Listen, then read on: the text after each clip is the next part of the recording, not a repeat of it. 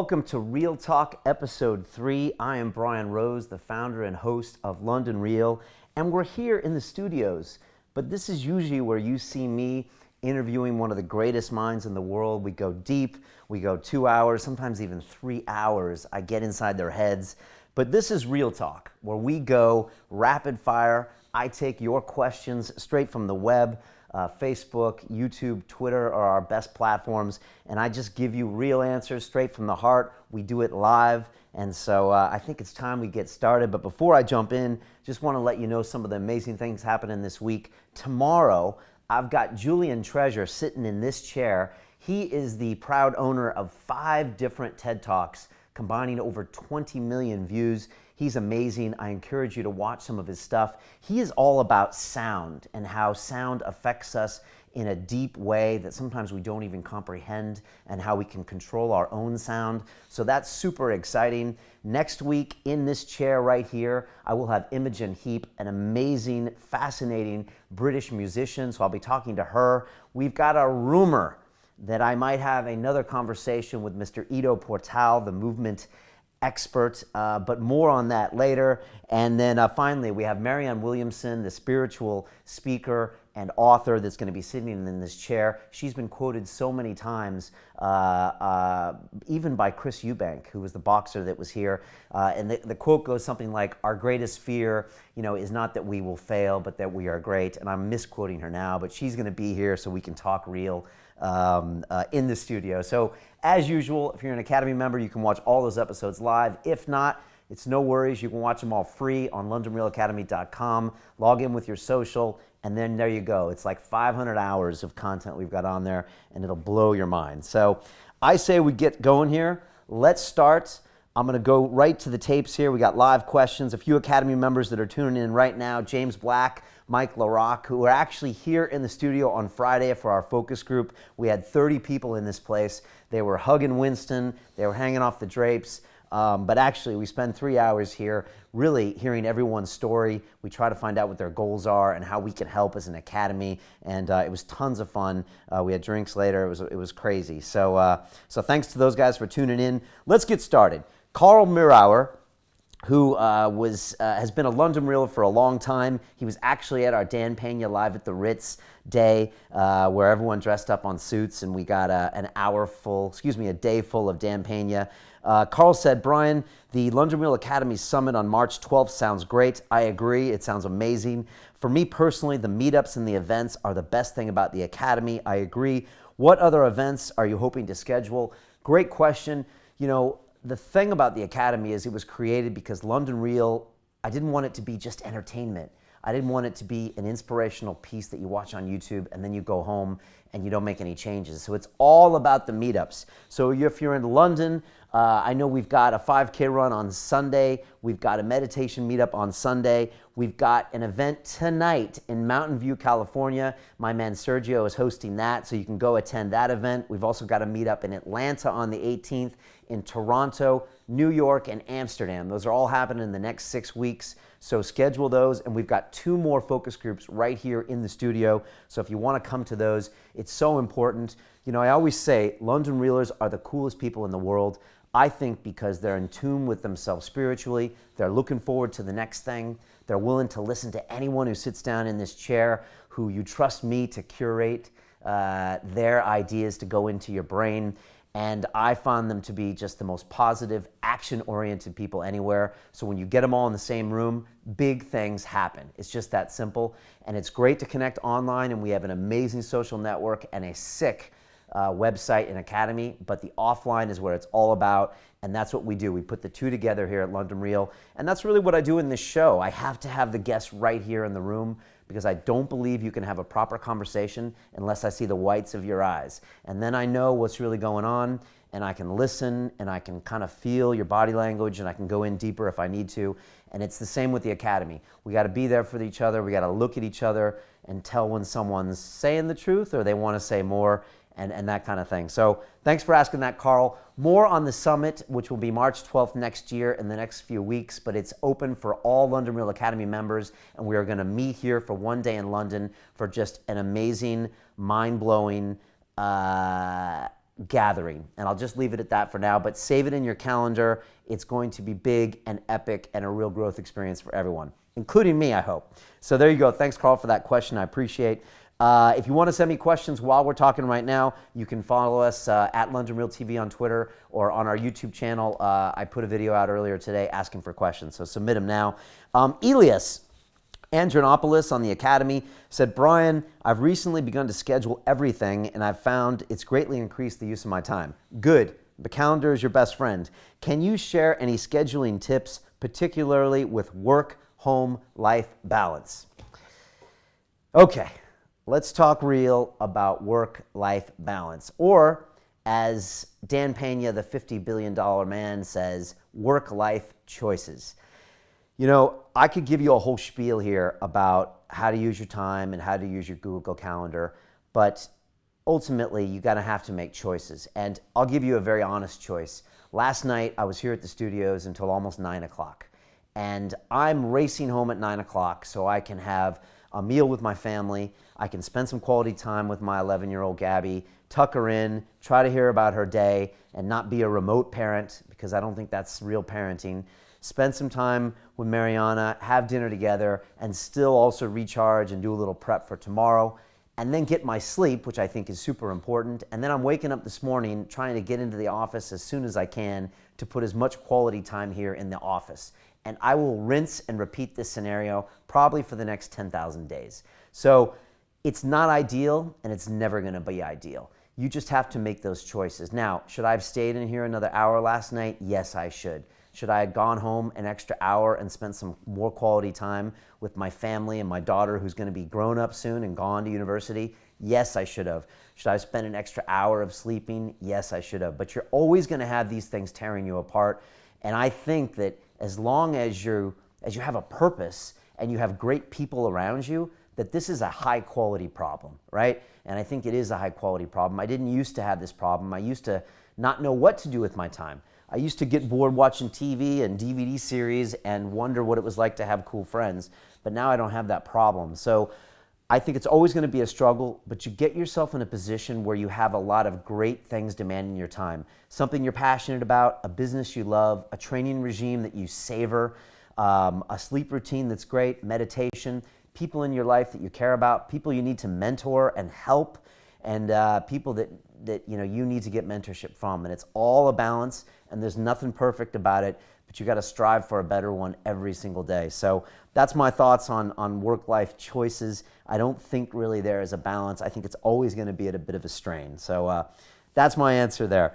Aofi Kennedy, who we featured a couple weeks ago on our Tribe Talk, our amazing community manager, Nora, talked about Aofi. She's in Ireland. She's got a great story. If you want that, it's on the blog section of our Academy. She says, Brian, my question is, who has been the biggest influence from all of your guests? That's a deep one, okay? Very deep. You know, a lot of names spring to mind. The first one is probably the big old elephant in the room with a three-piece suit on is Dan Pena. You know, the $50 billion man had an influence on my life, whether I like it or not. And I do like it. You know, Dan came in here and I went to his seminar and I featured him later on our one of our live events here at the Ritz.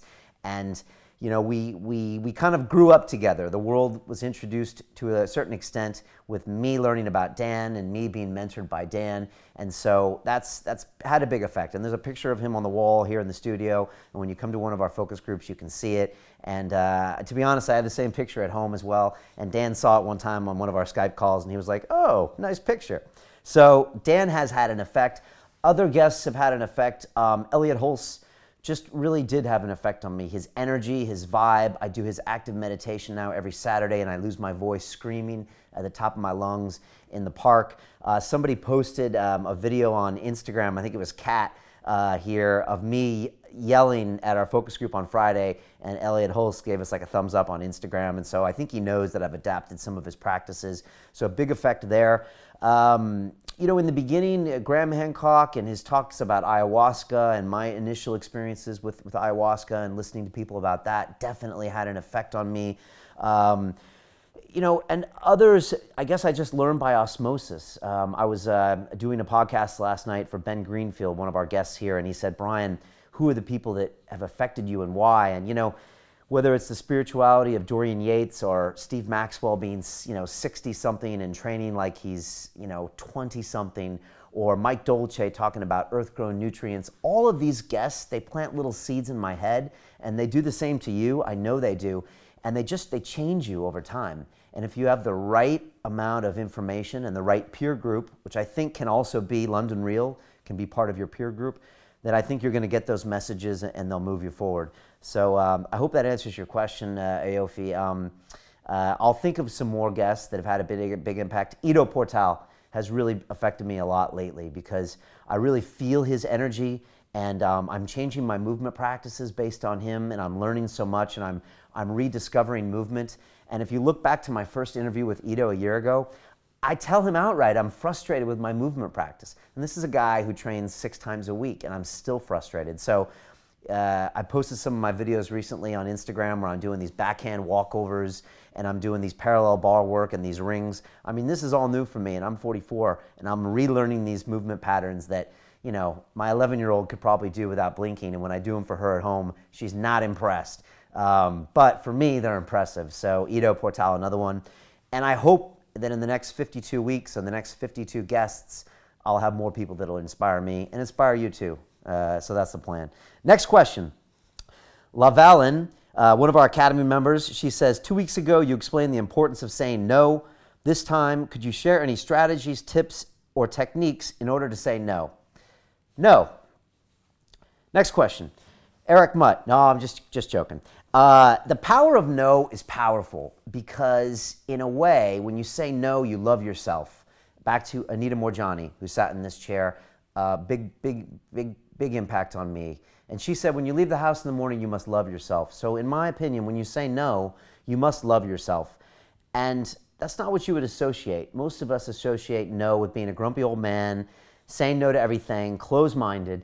But I think it's different. I think if you love yourself, you value your time, and you value your own choices, and that you can say no to people. And so I say no all the time to things that a lot of people would say yes because they feel guilt and they feel shame. And there's another question coming later, and I want to talk about guilt and shame. 2 things that don't really affect me very much. And, I don't know if that makes me a little psychotic or not, but I just don't usually play into those games. And I think you need to practice saying no. I think you need to try it in relationships and just do it to prioritize your time and allow yourself the option of saying no sometimes to things that you don't really want to do, but you should not be doing. And so I would say as a test, try saying no to 3 things this week that you normally would feel guilty that you had to do. And say no to them and find out the reaction. And I would argue that your life improves, that your peer group you said no to respects you more and respects your time, and that you just make better choices and invest your time in better ways. So that's my call on no. And we'll talk more about no and the power of no, which I learned from James Altich here on this chair later. Eric Mutt, Academy member, Serbian musician, attendee at the Dan Pena live event at the Ritz, says, hi, Brian. How do you reconcile being an introvert and having to be a leader of people, both the tribe and your business, plus a family man? Do you ever feel like you would just like to be alone and charge your emotional batteries? All the time, Eric, all the time. People think that just because I meet people and interview them, or I'm talking to you now, or that I do focus groups with 30 people on Friday, that I'm a social person, that I'm an extrovert. The truth is I'm not. The truth is it's a battle. It's a real fight when I have to go and spend a lot of social time with people. And again, this is back to the fight. And maybe that's what makes it interesting to me, just like the work-life balance. And for me, I have to push myself. When it's Friday afternoon and we're all tired here, we've been working all week, and I've interviewed people, and it feels like I have no more emotional capacity. You got to push yourself because 30 people are coming over, and they've been waiting to come to London Real Studios for 3 years. And they've been waiting to meet me for 3 years, and I better be on and improve their lives. And so it's a test, Eric, to be honest, and I have to stay on. When I get done with the focus groups, I go home alone in the dark and I relax. That's my chosen form. But if I stay there too long, I feel like I need to get out and then interact with the world again. And so for me, it's this constant balance between trying to be there for your people and inspire them and be on point and interact with people, which I think it's part of your job. As a family person as well, you have to be there. You have to spend time with your family. You have to get in there and do the hard work. You gotta, walk. I gotta walk Gabby down to Primrose Hill in the morning when she does not want to, and it's raining. But those are the hard work that you have to put in to get the great results. And the same comes with the introvert-extrovert spectrum. So I think it's important. Also, if you're an extrovert, I think it's important you spend some time with yourself, do some meditation, and close yourself off from what could be potentially, just a dopamine loop for yourself. So I think that's the balance. I hope that answered your question, Eric. It's a great question. A lot of YouTubers are introverts. And if you go to YouTube and you meet a lot of the people that I've had on this show, or some of the people with 4 million subscribers, they're actually quiet, and they use YouTube as an outlet to expose their personality and connect with the world. Sound familiar? Yes, that's me. Sam Courtney Worthy, new member on the Academy. What's up, buddy? I saw your picture of you in a helicopter on your Facebook group. I have 60 hours in a Robinson R22. I've been flying helicopters since I was 25, 26 years old. I took it up when I moved to Chicago as a trader, and I had extra money back in the good old days. So I love helicopter pilots. I think it's an amazing art to learn how to fly, and a rotorcraft is something that you got to be out of your mind to go up in one of those things. They're very dangerous, but very rewarding. So good luck with that. I don't have my license. I need to do another 20 hours, and I got to talk to my family about that first, and I got to write my will before I go do that. But stay safe. And be careful. But he says, Brian, how do I go about getting a mentor or an accountability buddy on the Academy? Great question. That whole process just got easier. If you don't know what it is, of the 1,000 members of the Academy worldwide, each one of them is assigned an accountability buddy or can request an accountability buddy. And this person is different from them, in a different country with them, but they keep each other on track to achieve their goals. And it's a process that's very important to do. If you need help with that, we're going to have a post tomorrow about how you can actually submit a form and request a certain type of person. And Nura, our community manager, can help you too.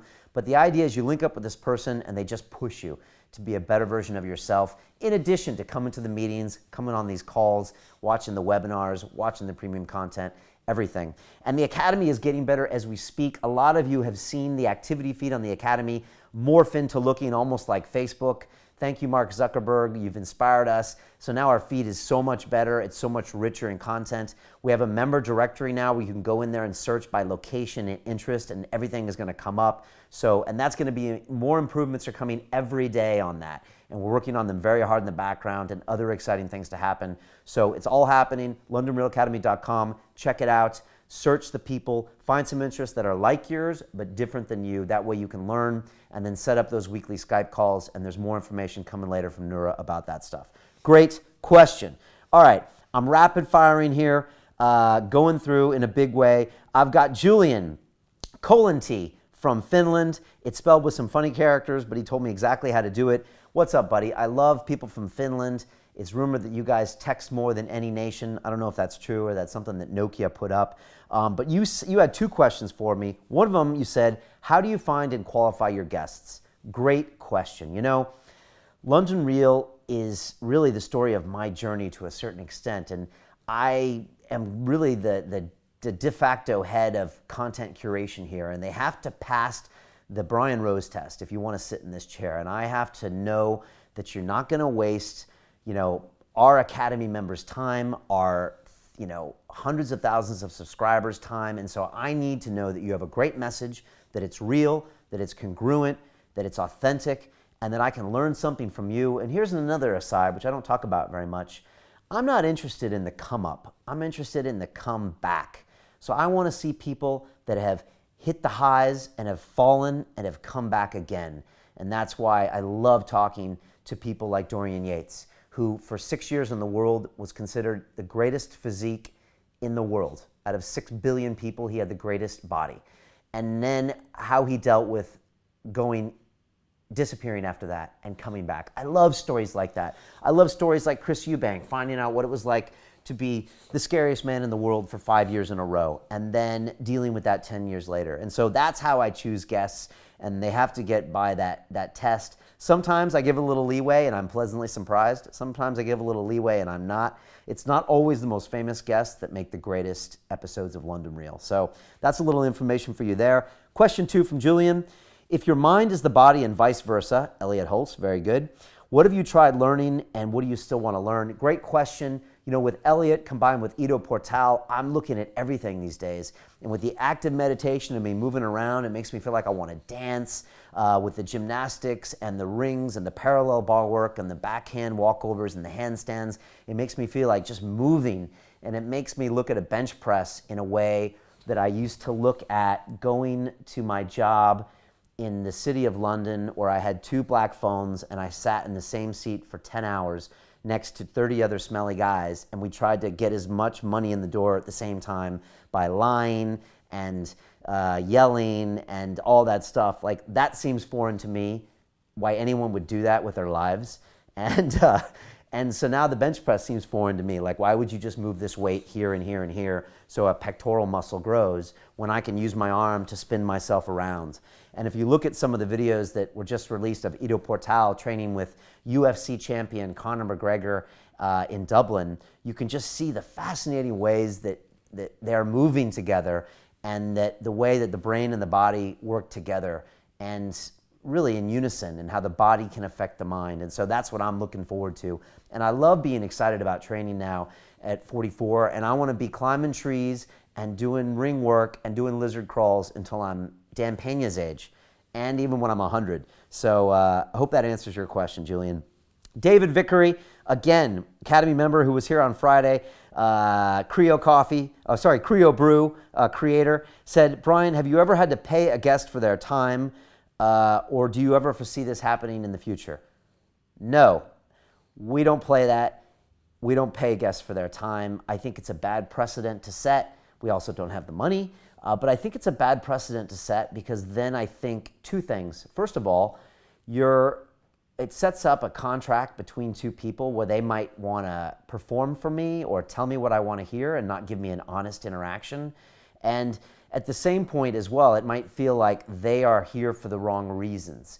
And so we've had plenty of guests that have asked for fees, sometimes not even large fees, but we've never done it. And I don't see a reason why we would in the future. Never say never. Maybe there's that one instance where it would get a great interview, and I'm all about the content. If we can get a great 2-hour snapshot of a personality that inspires you around the world, then I'll do pretty much anything I have to. I'll go into pain if I have to do that. But for the most part, it's not worth it. There's no point in doing it, and it just sets up a bad interaction, a bad relationship, and a bad everything. You know, people should value coming on the show because they value London Real, they value our journey, they value the exposure that it will get, and they value the audience, which are you people.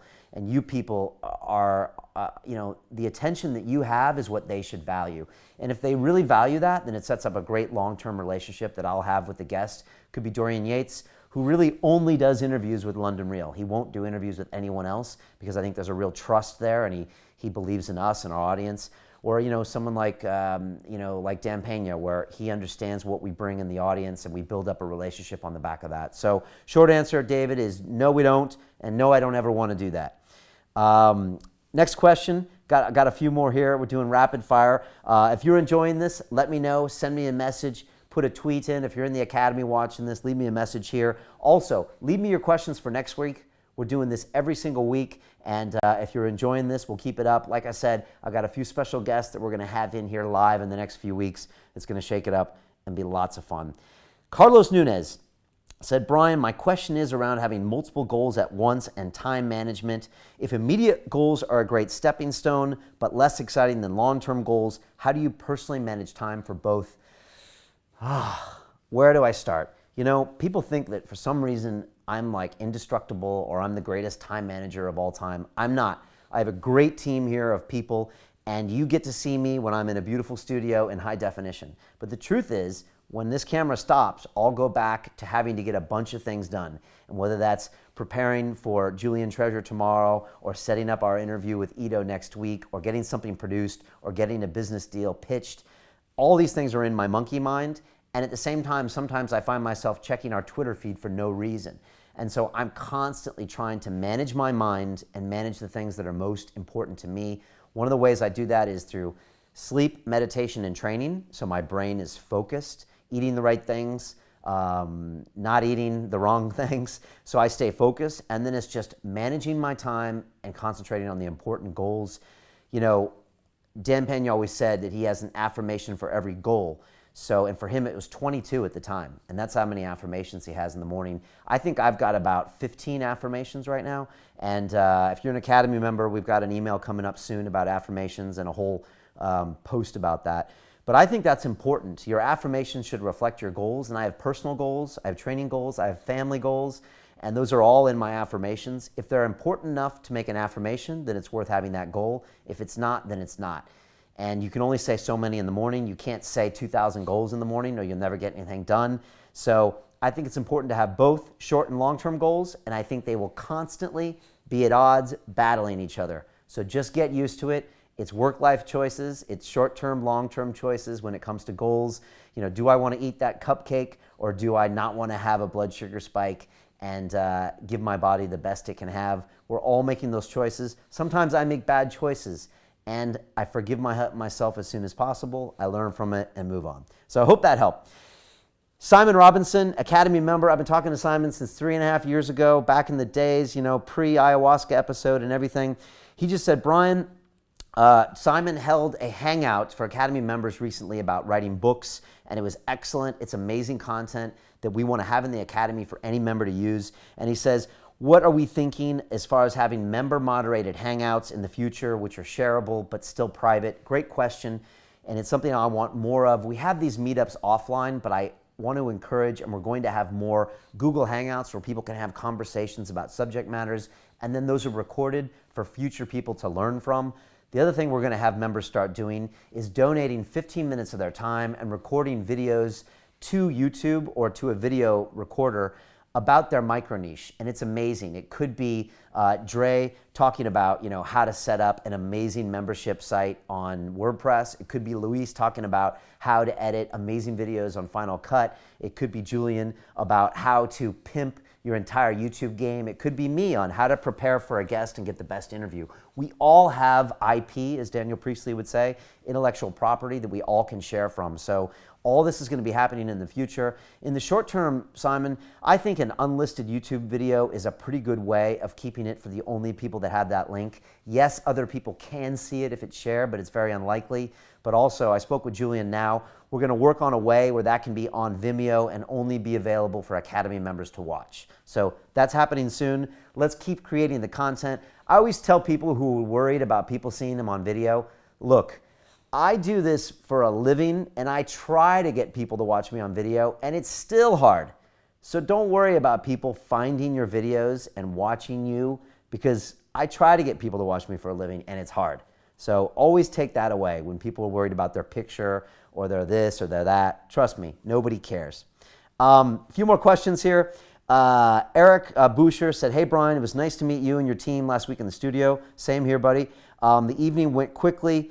But he wanted to share something that you almost talked about on Friday. At this point, you feel a clash between focusing your time and energy on inner development and outer development. How do you come to terms with this, is what you're asking. This is a great question. And again, this is all real talk from me, and it's really my life. If you look at my life for the last 4 years, and luckily I've documented it for you so you can see every minute of it, which is a whole nother issue for why I've done that.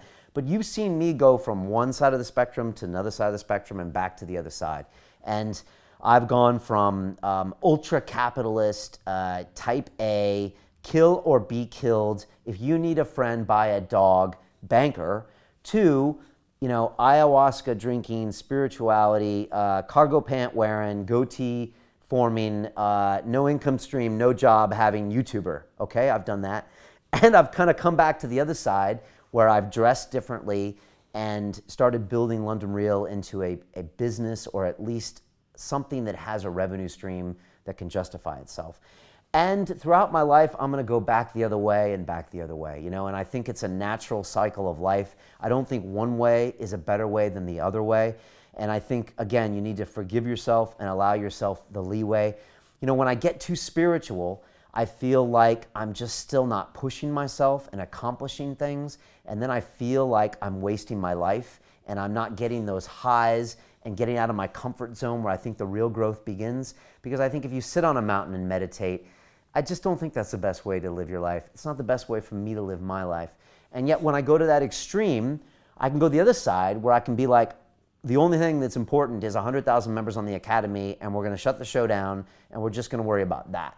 And I'm going to go back into banking and go take over companies and put on a three-piece suit and raise a venture cap technology fund and go make the next Uber in London. These are all options for me. But I choose not to do that because I think that's a waste of my time to go the other way. And so I think it's okay to constantly be fluctuating between the two and to allow yourself to do it. And quite honestly, when I feel myself going one way or the other and I'm getting more in tune with myself, then I try to usher the other one in. As in, at the end of this year, I need to get away from the studio for a week or two and take some time to myself and stop publishing myself, stop broadcasting, stop working on the academy, take a break, maybe do some spiritual things. And when I come back in January, I need to jump in and then get right back into the academy. So it's okay to have ebbs and flows. Don't beat yourself up about it, and accept them as they come, use them as seasons, but then also get out there, push yourself, upgrade your peer group, set those goals. It's important to be moving forward always. We only have a certain amount of time on this world, and all these new experiences are in your future, but it takes you, taking chances. Go to where the fear is. Go do some crazy stuff. Life is so short that you really need to push yourself. So don't sit there and meditate in the corner all your life. That's not okay either. Last question. Dan Lemon, Academy member, always really supportive. Love your vibe in the Academy. Brian, how do you overcome shame, guilt, and fear? And we're going to close on this one. These are great questions. And earlier in the broadcast, I talked about shame and fear. Shame and guilt. Shame and guilt are funny emotions. Shame, in my opinion, is living in the past, isn't it? So you're thinking about something you did, and you're feeling bad about that, and you're also worried about what other people are going to think about something you did.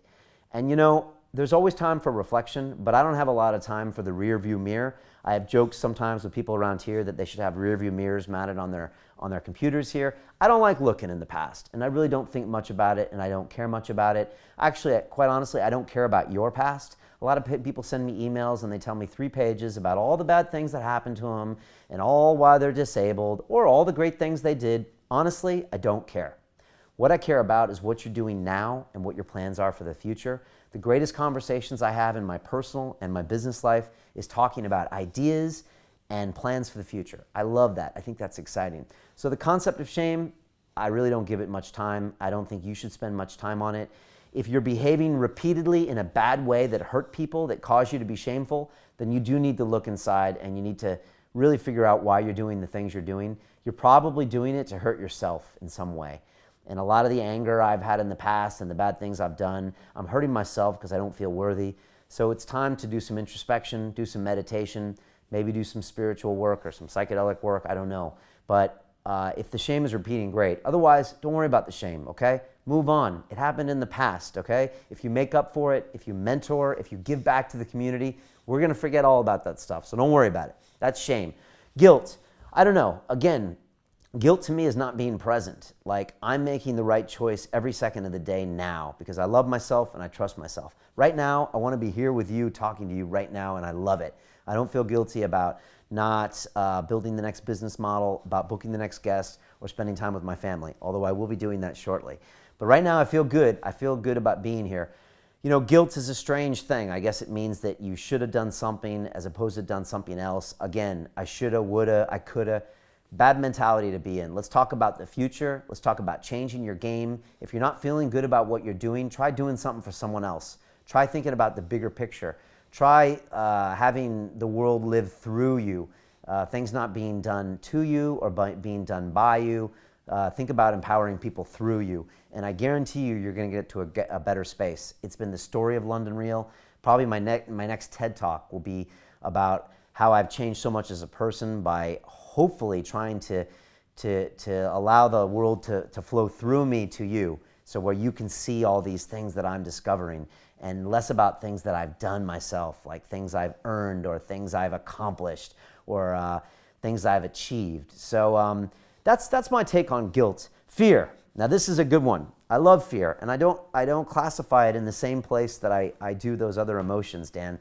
Fear is a funny one because, as I said in my TED Talk, fear protects us, but it also keeps us from growing, and it is your greatest ally, and it's actually your greatest indicator of what you need to do most of the time. Now, it doesn't mean you should jump in front of that bus that looks scary coming down the road, but if you're fearful of something over time, it usually means something you should do. I say that with a disclaimer, of course, but looking at my fears in the past, cohabitating with someone, allowing myself to be loved, opening my heart to be hurt, moving in with my two wonderful girls, those were all things I was in fear of, and those were the greatest things I should do. Investing in London Real and making it into a business and investing in staff and doing all that, fear, one of the greatest things I did. So fear is a great indicator, and whereas I think you should ignore those other emotions we talked about, fear is great because it tells you where to go. And so it's that scary thing that you need to do. Whenever I'm having a scary moment, I'm thinking, this is a sign, Brian, let's go there.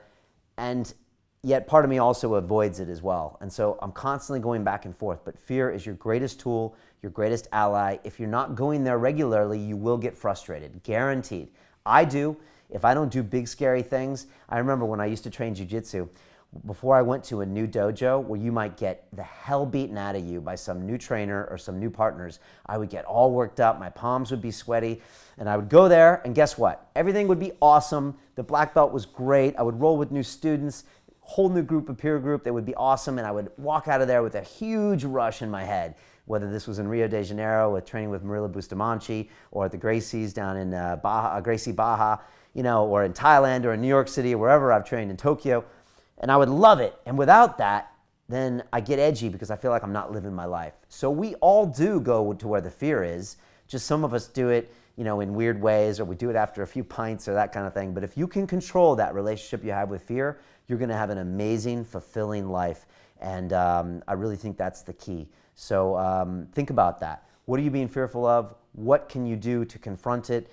And if you think about that scary thing, that's probably what you need to do in the next 12 months. And 2016 is coming up soon, so we'll be talking about goals for next year in the next month or so. Get them ready. If you're an Academy member, go to your profile now and put in those extra details about your goals, about your bio, because now we're going to be searching those details. So if you have some keywords, put those in. More information coming on that later. Real Talk number 4. Coming next week. It's going to be amazing. Really want to get your comments and your questions. Put them on the YouTube link here below. Put them in the Academy. It's going to be awesome. Love it. Would love to hear your feedback about this format. I'm really enjoying this. I'm really feeling the vibe. It's going to be interesting when we get a guest here and we see how that goes because we'd like to keep these short. But please give me your questions. I love talking to you this way. It's a lot of fun. And just loving all the feedback. If you want to learn more about us, it's LondonRealAcademy.com.